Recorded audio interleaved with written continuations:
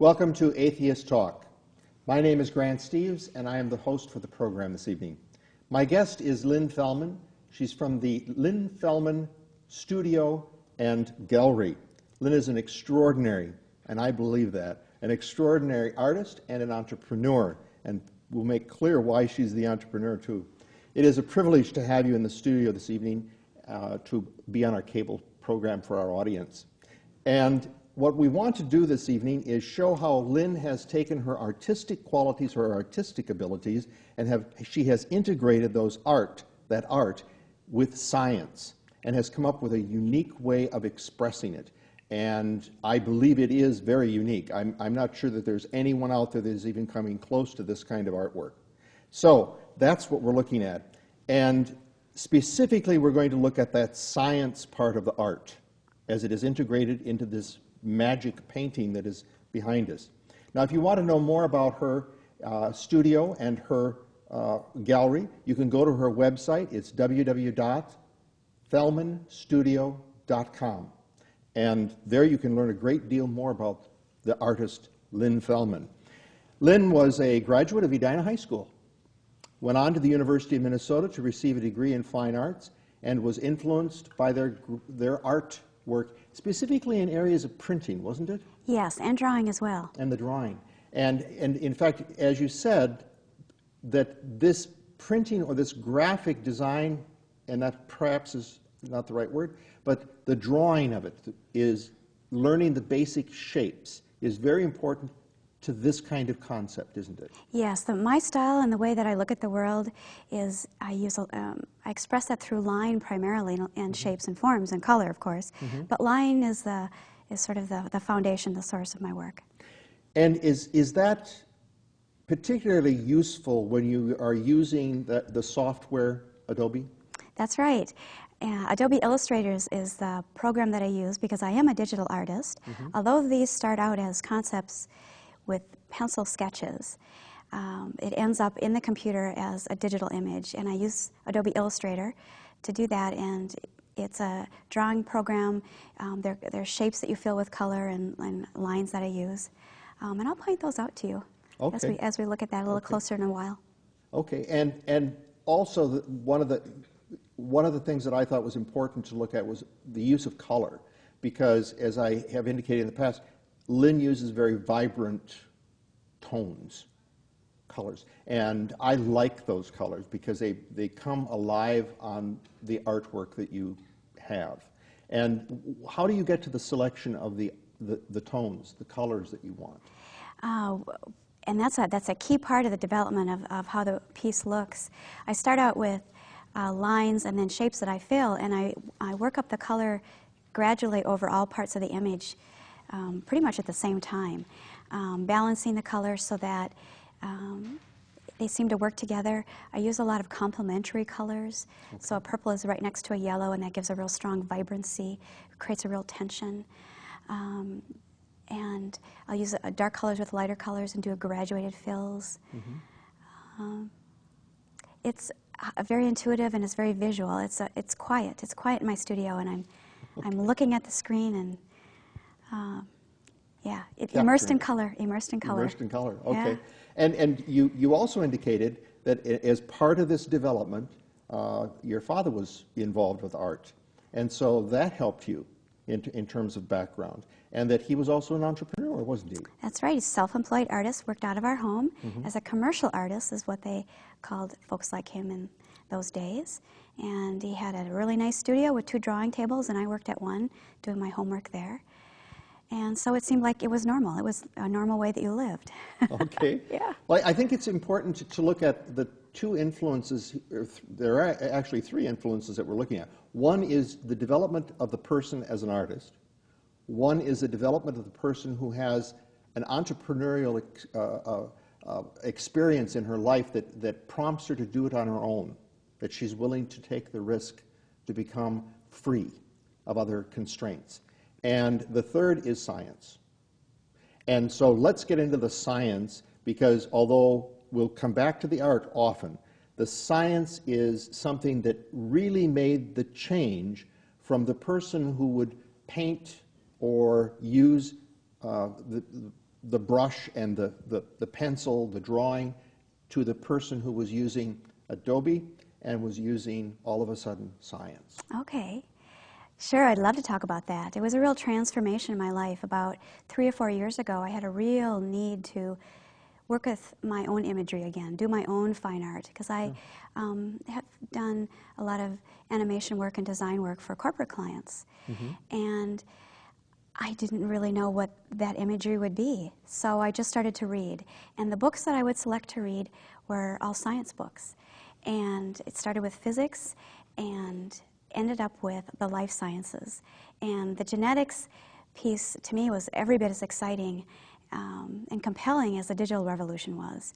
And of course, it was well into, along by the time I started to read about it 3 years ago. Sure. The piece, though, that really caught my fancy, the story, was Mitochondrial Eve. Okay. And that story came out in 1987.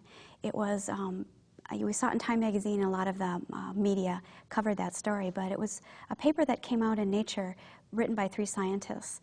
And it was the first time that they had looked at DNA to understand deep ancestry.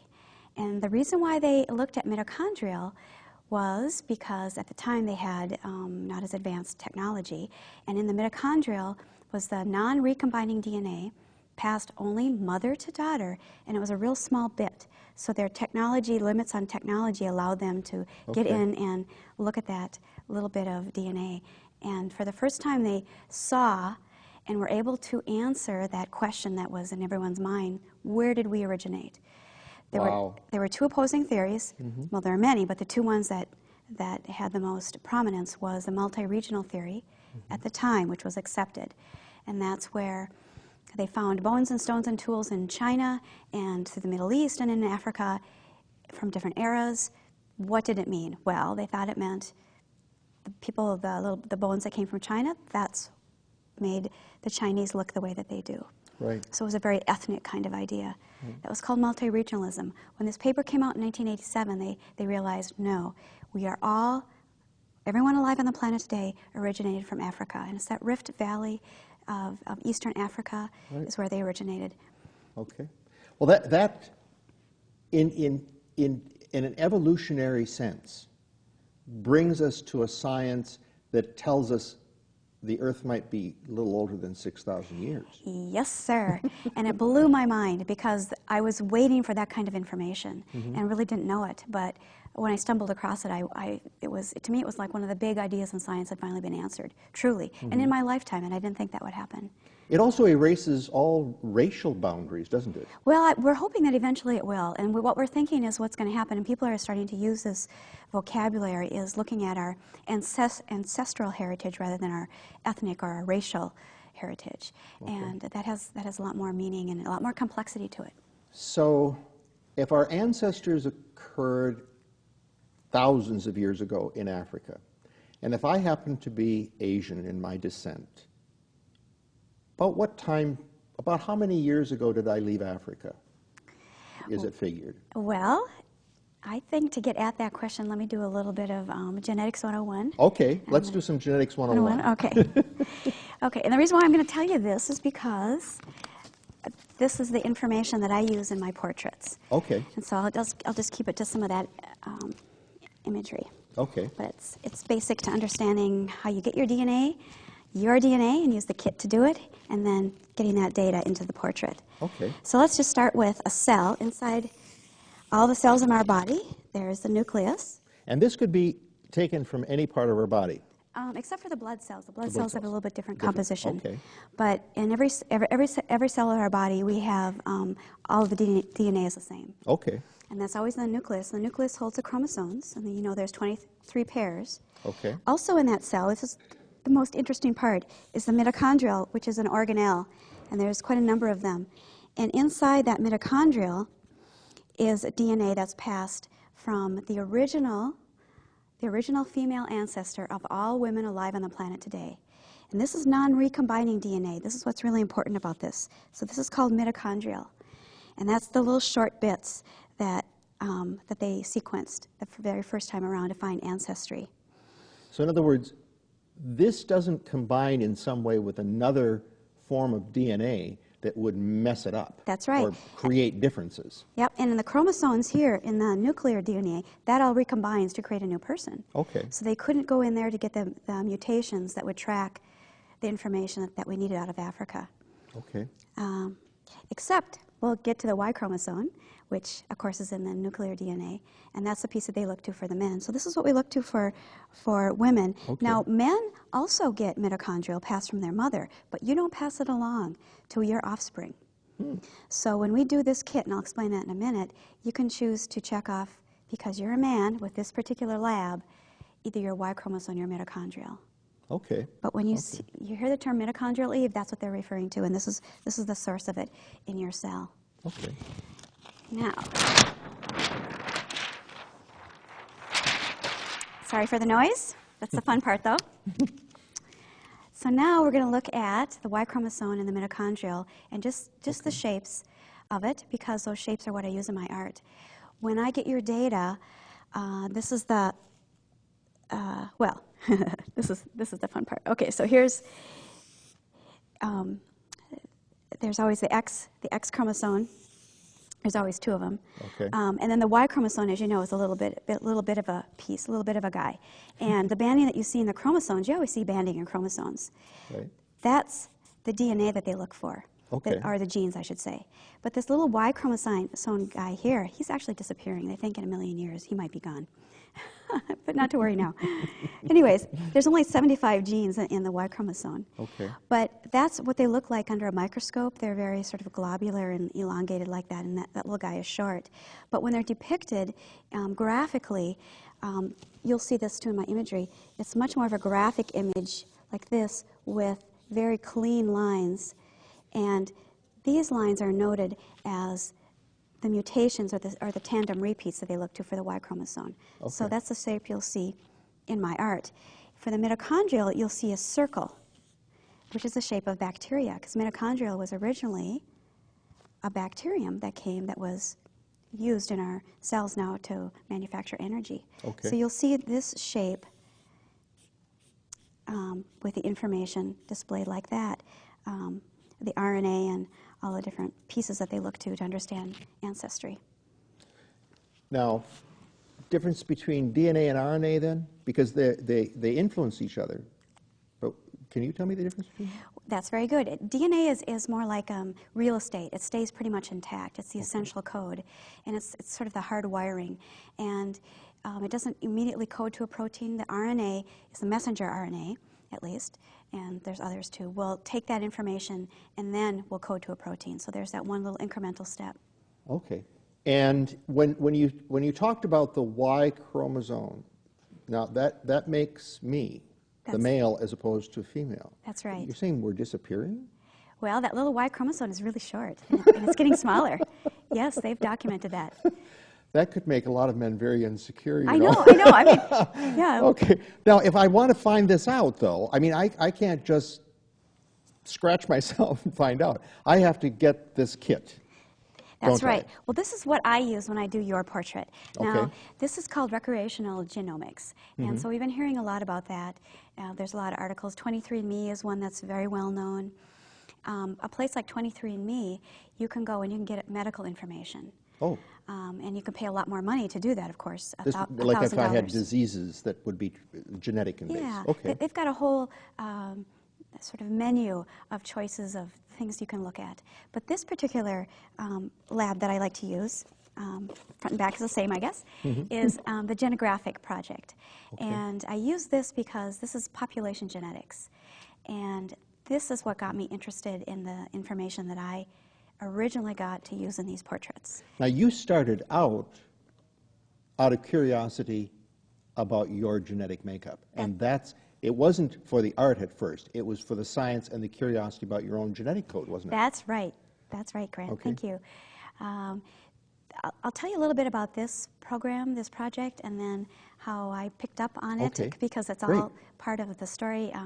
This is Spencer Wells, and he's a population geneticist, a real, a very, very outstanding science, doing good science.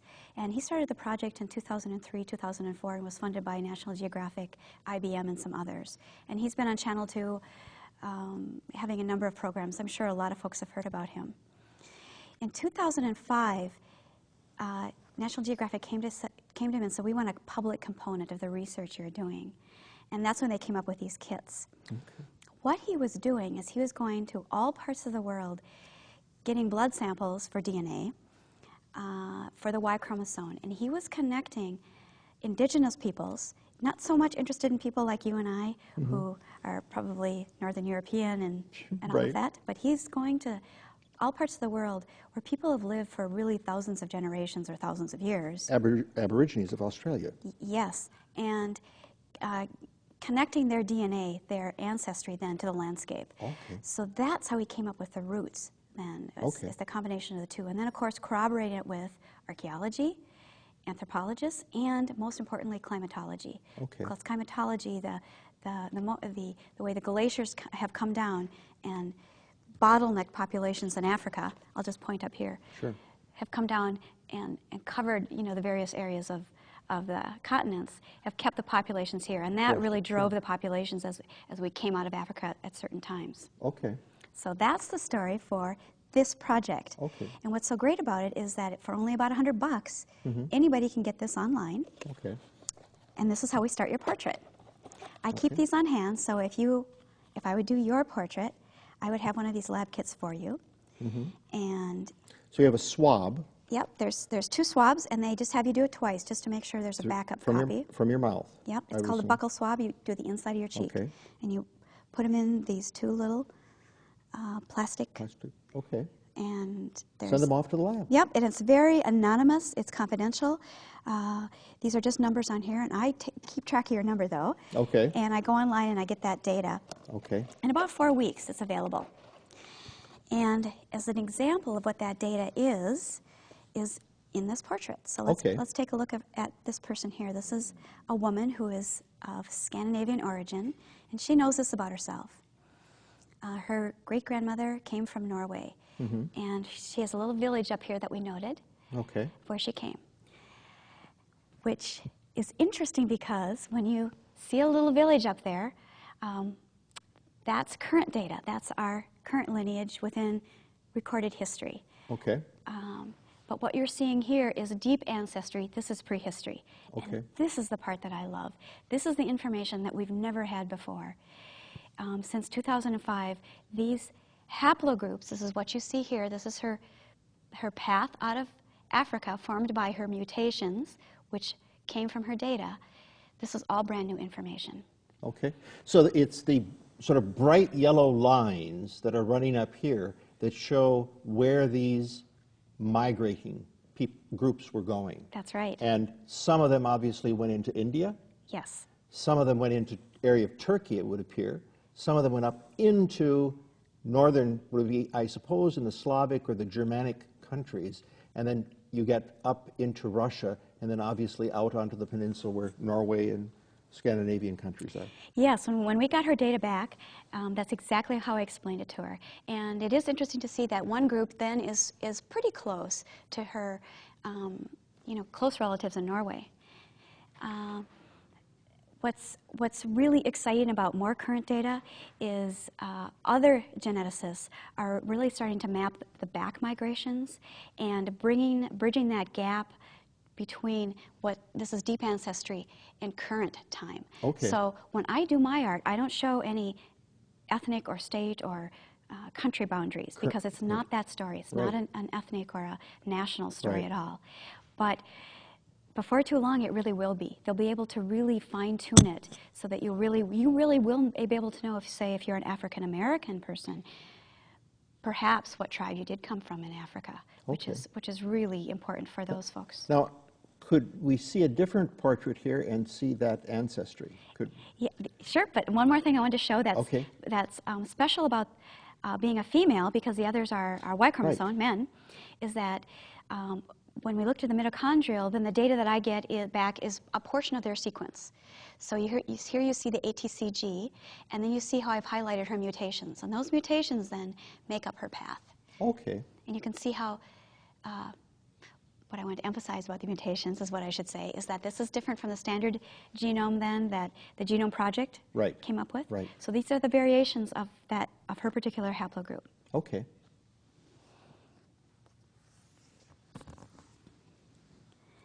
Okay, this is not a particular individual. This, though, is someone who looks like a member of the Sans tribe, which is the Bushmen. Okay. And there's speculation that this is what we would have looked like 60,000 years ago. Okay. They think that the Eurasian eye is, or the Asian eye, which he has here, Right. is like the default position. Okay. And the people that are alive today in Africa, the Bushmen, live in this southern piece of Africa. That's right. Originally they were quite pretty much all through Africa, but they've been pushed down just in recent times. Okay. But they are not really very dark, and they're a slim build, and look like this fellow here. So they are the base for the Asian and the Aborigine. Yes and no. Yes and no. Huh? Yeah.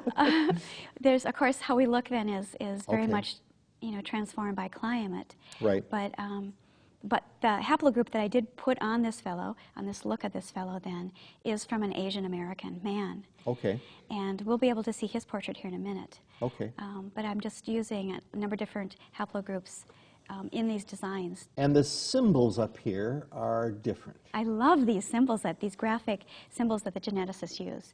It's a nice shorthand, it's a nice graphic way to show the Y chromosome. You can see how it's in two parts there. Mm-hmm. And it's very simple, like I said, it's a very simple chromosome. And when they look for the ancestry, they look to these 12 loci on the gene to understand the ancestry. And this particular route is 50,000 years, but you can see, yeah, These go are ahead, the loci that start out with the D's here? Right, yes. Okay. And those numbers then all have meaning to the geneticists Okay. and making up that haplogroup. So this is a programming that is almost like a library in the sense that you have all of these various books or files, and they all have to be coded, and you know from that code a great deal of information. That's right. If you're a geneticist. That's right. Okay. Yeah, the underlying basis for this particular science, population genetics, and population genetics is understanding the genetics of a certain species. Okay. Is the overall idea. Okay. But the underlying that information is just what you said, the ATCG, that's our code of life. And then they look to a portion in the genome. They wouldn't scan your whole genome. That would be way too expensive. Craig Venter is one person who can only afford that. Okay. They look to a portion of that genome to get this information, these 12 loci. Okay. So now they know where to look when they look at your DNA. Okay. So now we're going to progress to the next and discover a slightly different pattern of development. Yes, and as an artist, I can't just keep doing the same picture over and over again. I want to do new styles and new imagery. So you can see I've got a horizon line up there with a helix going through it. Okay. This is a gentleman with whose ancestors along the male line were Jewish, and he has lost most of those folks. Okay. So he was very excited to see his history as true as what the storytelling had been in his family. And so it's from that area in Poland, and that's why I did a window to just generalize the little bit of information that he has. And Okay. Pinsk is a little village there that I've shown that he does think that his great-grandfather was from. From Pinsk. Yeah, Okay. he's haplogroup I, and his deep ancestry is about 25,000 years. 25,000 years. Now, the previous portrait that we had, that one represents, Haplogroup, I believe it was T, and oh, I'm sorry. This one, yeah, this one's a little bit older, but the woman was haplogroup T, and she was 30,000 years. she's 30,000. And then the one that was Asian in background is 50,000 50,000. And this gentleman is 25,000 about years. 25,000. Yeah. Okay. And those So- are approximations. Yeah. Okay, okay. Mm-hmm. Yeah, and in here, just part of interest to create interest in the surface structure is the ATCG Okay. in there. Okay, so the last one I brought then is this man grew up in Hong Kong, Okay. and he studied as a molecular biologist at Wisconsin, Okay. Madison. And you can see his route here coming out of Africa and ending up very close to his grandfather's hometown in China, 50,000 years ago. So Grant, when they reached that spot, they stayed put for 50,000 years. Look how close that is. And he has cousins that went to Australia. So this is haplogroup C, like I said, 50,000 years. I just was very excited to see this. What I immediately thought of was the Chinese were the least exploring of the groups. You know, when we began to go out and go beyond the borders of your own culture and country, the Chinese tended to always stay in that one area. And you're saying for 50,000 years, they concentrated in that area and developed that area. Well, this particular Y chromosome, this line of descent, this lineage that he has, stayed put. Now that you mention it, though, quite a number of those folks in this Asian area did cross over the Beringa, which is that continent that is now under the water, and came into the Americas. And that's somewhat recent, though. So then what we would call Native America or Americans or Indians would also come through this ancestry, you think? Well, the populations that were living at about that same time then eventually moved out of there. Okay. Yeah. So what we've really looked at here is a common ancestry in Africa, moving out at different periods of time from anywhere from 50 to 20,000 years to the various parts of the globe, branching out and developing their own family groups through the mutations of their genetic code so that they would come to look like an Asian or an African or a Caucasian. And yet we have that common ancestry, which I think is fascinating, that we all end up being here. Yes, right. In Africa. That's right. So we get rid of sort of the concept of the race. We get rid of the concept of boundaries, in a sense, and that we are more one than we would like to believe. That's right. We share so much of our heritage and that journey. And, you know, and I know that you have, with your English strength that you have, that we always talk about in English themes and story writing about the journey. And this is the greatest journey that's ever been told, is this journey out of Africa. Well, this was the story of out of Africa for us tonight. And the realization that this is probably as graphic a proof for some people that evolution is real, that they'll ever connect with. And I would hope that they were able to do this through the wonderful art of Lynn. Thank you so much for being my guest this evening in this particular program and participating in looking at art and science as they merge. Well, I want to thank the Minnesota Atheist audience that's out there listening. Those of you that are new to our program, I'd like to encourage you to contact us. The contact numbers and website are on the screen, and we will send you a free copy of our newsletter. Let us know also if you have topics of interest that you'd like us to cover, because we're always looking for new topics. And after all, as we always say, if you're interested in us, we're interested in you. Thank you.